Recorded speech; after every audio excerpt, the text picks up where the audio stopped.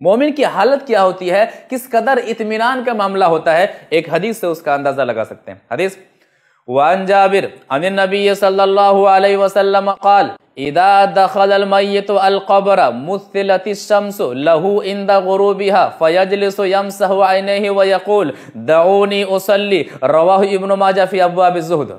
इब्न माजा की हदीस है, रावी हदीस हज़रत जाबिर बिन अब्दुल्लाह रज़ी अल्लाह तआला अन्हु हैं।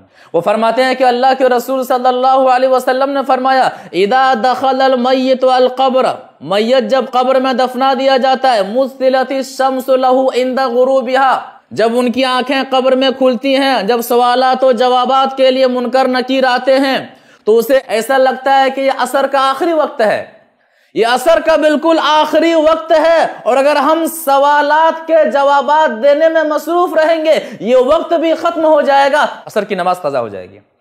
ये मोहब्बत और ये फिक्र उन्हीं को होगी जो दुनिया के अंदर नमाज से मोहब्बत करने वाला होगा, जो दुनिया के अंदर नमाज की पाबंदी करने वाला होगा, खास करके असर की नमाज को बाजमात अदा करने वाला होगा। फयजलिसु यमसहु ऐनैहि व यक़ूल, अपनी आंखों को मलते हुए उठेगा, कहेगा दऊनी उसल्ली, तुम्हारे सवालों का जवाब मैं बाद में दूंगा, असर का वक्त चला जा रहा है, असर का वक्त खत्म होने वाला है, दऊनी उसल्ली, मुझे छोड़ दो, मुझे पहले नमाज पढ़ लेने दो।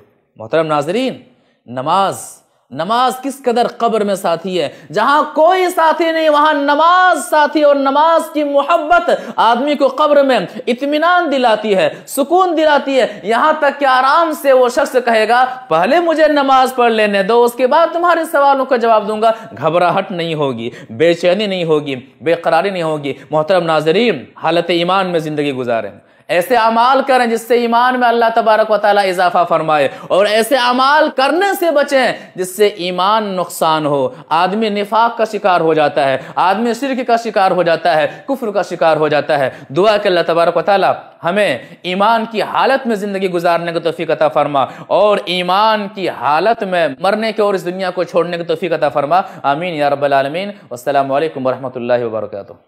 ऐसे ही और वीडियोस बनाने में हमारी मदद करें